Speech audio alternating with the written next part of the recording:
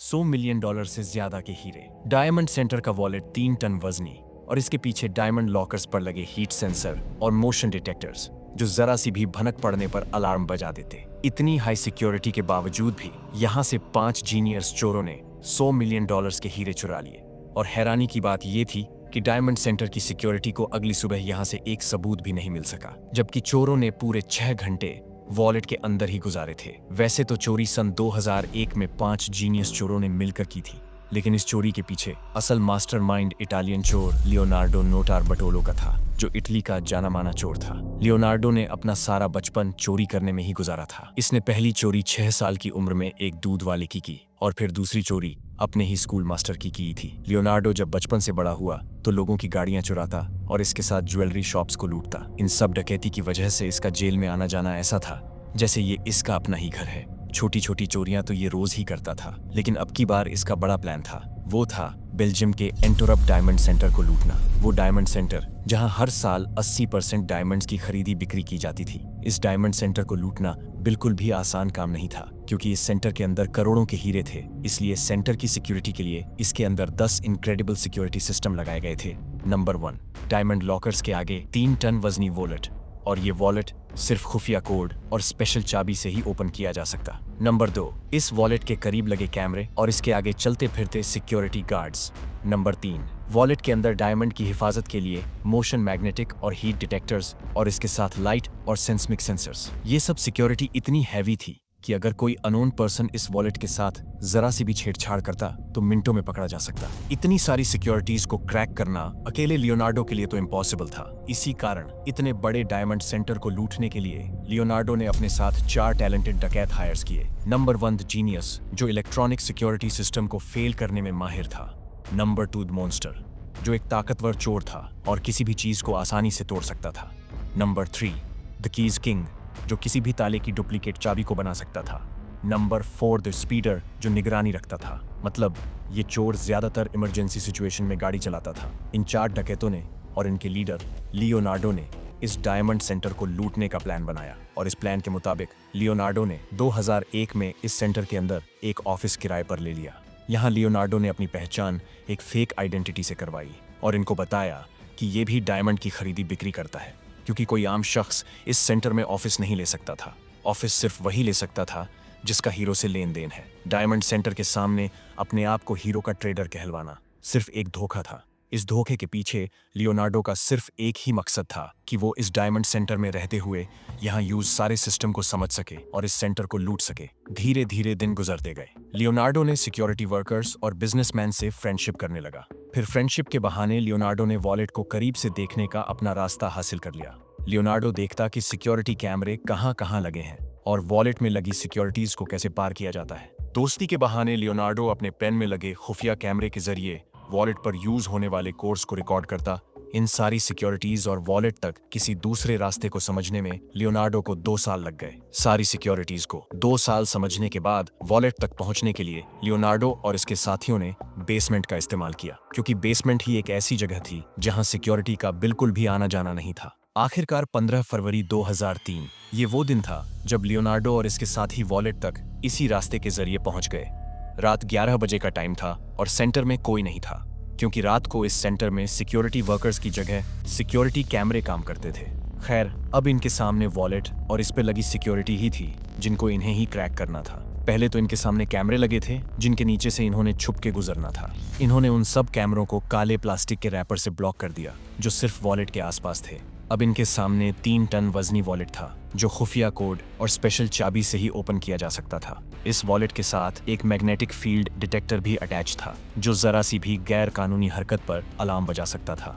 Wallet को खोलने वाला कोड तो इन्होंने पहले से ही मालूम किया हुआ था, लेकिन इस वॉलेट को पूरा खोलने के लिए एक स्पेशल चाबी की भी नीड थी जो इनके पास नहीं थी। यहाँ पर प्रॉब्लम ये थी कि ना तो इनके पास चाबी थी और ना ही इनका member the keys king special चाबी को बना सकता था। लियोनार्डो को इस प्रॉब्लम का भी सोल्यूशन पता था।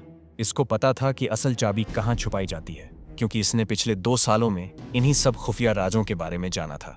इसको पता था कि स्पेशल चाबी साथ एक यूटिलिटी स्टोर में थी, लेकिन इस यूटिलिटी स्टोर को एक मजबूत ताला लगा हुआ था जिसको ओपन करने पर ही ये लोग स्पेशल चाबी को हासिल कर सकते थे। इनका मेंबर द कीज किंग ने अपने मास्टरमाइंड के जरिए यूटिलिटी स्टोर के ताले को क्रैक कर दिया और यहाँ से स्पेशल चाबी को चुरा लिया। अब ये चोर वॉलेट को चाबी और पासवर्ड की मदद से ओपन कर तो लेते, लेकिन अभी भी इनके सामने मैग्नेटिक फील्ड डिटेक्टर था जो इनकी कोई भी गैर कानूनी हरकत पर शोर मचा सकता था। इसका मतलब साफ था कि अगर इस डिटेक्टर के होते हुए ये चोर इस वॉलेट को ओपन करते तो पकड़े जाते।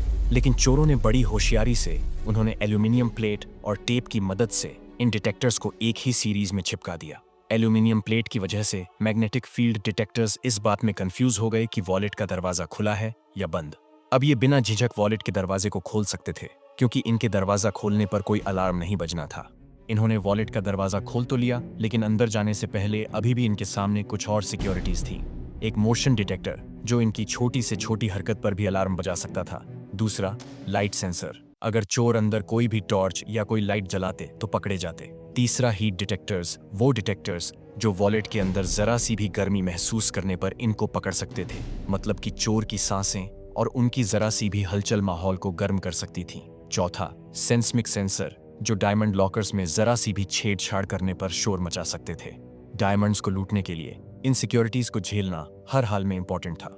अंदर जाते ही लियोनार्डो की टीम ने एक आम हेयर स्प्रे लिया और इसको वॉलेट में लगे सब डिटेक्टर्स पर स्प्रे कर दिया। इन हेयर स्प्रे के पार्टिकल डिटेक्टर्स में यूज लेंसेज के अंदर जम गए, जिसकी वजह से लेंस जाम हो गए। हेयर स्प्रे ही एक ऐसी चीज थी जो मोशन डिटेक्टर्स को जाम कर सकती थी, और इसी चीज का फायदा लियोनार्डो की टीम ने भरपूर तरीके से उठाया। मोशन डिटेक्टर्स को फेल करने के बाद इनको अब हीट डिटेक्टर्स का सामना करना था। अब अगर ये कुछ हलचल शुरू करते तो इस डिटेक्टर की पकड़ में आ जाते। इस डिटेक्टर से बचने के लिए इन्होंने एल्यूमिनाइज फैब्रिक क्लॉथ्स का इस्तेमाल किया, वो कपड़े जो इंसानी गर्मी को ओवरहीट या ओवर टेम्परेचर को प्रोटेक्ट करता है। इन क्लॉथ्स की मदद से हीट डिटेक्टर्स को भी फेल कर दिया। अब बस इन चोरों को लाइट और सेंसमिक सेंसर से ही बचना बाकी था। लाइट सेंसर से बचने के लिए इन्होंने अपना सारा का सारा काम फुल अंधेरे में ही किया। यहाँ पे सोचने की बात है कि इतनी सारी सिक्योरिटीज को ये लोग आसानी से कैसे चकमा दे रहे थे। दरअसल पिछले 2 सालों से ये पांचों डकैत इन सब चीजों की प्रैक्टिस करते आ रहे थे। इन्होंने ये सारी सिक्योरिटी से लैस सारा वॉलेट सिस्टम अपनी प्राइवेट प्लेस पर टेस्ट करने के लिए सेट किया हुआ था। इतनी प्रैक्टिस के बदौलत ही ये लोग इतना सब कुछ कर पाए। आखिर में इन सब सिक्योरिटीज को चकमा देने के बाद इन्होंने छोटे छोटे टूल्स की मदद से सिर्फ 123 डायमंड लॉकर्स ही खोले, जबकि लॉकर्स की तादाद 180 से ज्यादा थी। लॉकर्स को खोलने में छोटे टूल्स का इस्तेमाल इसलिए किया गया क्योंकि इनको सेंसमिक सेंसर से बचना था। छोटे टूल्स की वजह से सेंसमिक सेंसर को इनकी एक भी हरकत की भनक नहीं पड़ी। इसकी बदौलत ये चोर इन 123 लॉकर्स में से $100 मिलियन के हीरे चुरा सके। इनको ये सारी चोरी करने में लगभग 5 से 6 घंटे लगे। वैसे तो ये चोर लूटना तो सब लॉकर्स ही चाहते थे, लेकिन न बैग में जगह बची थी और टाइम भी ओवर हो रहा था। खैर, ये हीरे लूटकर सुबह के 5 बजे ये चोर उसी रास्ते से वापस निकल गए जिस रास्ते से ये आए थे। जाते जाते चोरों ने सीसीटीवी फुटेजेस भी चुरा ली और वॉलेट को इस तरह साफ कर दिया ताकि इतनी बड़ी चोरी पर किसी को सुबह एक सबूत भी ना मिल सके। इसके बाद सुबह जब इतनी बड़ी चोरी के बारे में सिक्योरिटी को पता चला तो फौरन इन्वेस्टिगेशन शुरू की गई, लेकिन इन्वेस्टिगेटर्स को यहाँ से कोई सबूत नहीं मिला क्योंकि चोरों ने अपने साथ इस्तेमाल किए हुए सारे औजार और टूल्स को भी ले गए थे।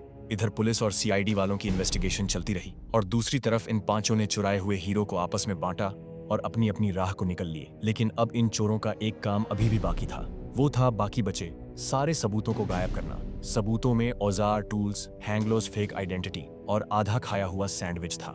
सबूतों को गायब करने के लिए लियोनार्डो और इसका एक साथी कोई अननोन जगह तलाश करने लगे। इनको एक जंगल सा दिखा जो सड़क के किनारे था। लियोनार्डो गाड़ी से उतरकर जंगल में कोई ऐसी सेफ जगह देखने गया जहां किसी का आना जाना ना हो, ताकि ये ऐसी जगह पर सबूतों को गायब कर सके। लियोनार्डो अभी जगह देखकर आया ही था कि इसका साथी पहले से ही इन सारे सबूतों को फाड़कर सरेआम फेंक चुका था। इस हरकत पर लियोनार्डो गुस्सा तो हुआ, लेकिन अब इस गुस्से का कोई फायदा नहीं था। यहाँ सब कुछ जाया करने के बाद ये दोनों अपनी अपनी कंट्री वापस चले गए।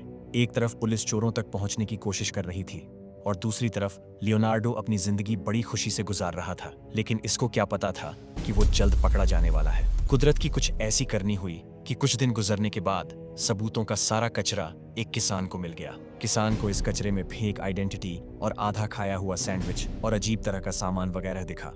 किसान ने ये अजीब कचरा देखकर पुलिस को फौरन इन्फॉर्म कर दिया। अब पुलिस इस कचरे पर अपने हिसाब से इन्वेस्टिगेशन करने लगी। पुलिस ने आधे खाए हुए सैंडविच से डीएनए सैंपल उठाती है और उन सब के साथ मैच करके देखते हैं, जिसका एंटोरप सेंटर में बहुत आना जाना था। ये डीएनए सैंपल लियोनार्डो के डीएनए के साथ मैच कर जाता है। पुलिस को लियोनार्डो पर पहले से ही शक था क्योंकि सेंटर की दूसरी साइड पर इसको बहुत बार एंटर होते देखा गया था। इस पर पुलिस पूरा यकीन कर लेती है कि ये चोरी का जिम्मेदार लियोनार्डो ही है। लेकिन सारे सबूतों के बावजूद भी पुलिस लियोनार्डो को गिरफ्तार नहीं कर सकती थी क्योंकि ये चोरी बेल्जियम में हुई थी और लियोनार्डो इस टाइम इटली में था। लियोनार्डो को इस बात की जरा सी भी भनक नहीं पड़ी कि इसके बारे में सबको पता चल चुका है।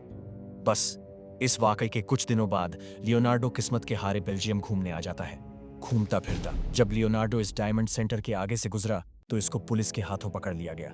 गिरफ्तारी के बाद ही लियोनार्डो ने अपनी ये सारी मास्टर प्लानिंग पुलिस को बताई। इस इन्वेस्टिगेशन करने के बाद पता चला कि इतनी बड़ी चोरी की तो इन पांचों ने थी, लेकिन इसको करवाने वाला असल में एक बड़ा हीरो का डीलर था और इनको तो बस इस चोरी से कुछ हिस्सा ही मिलना था।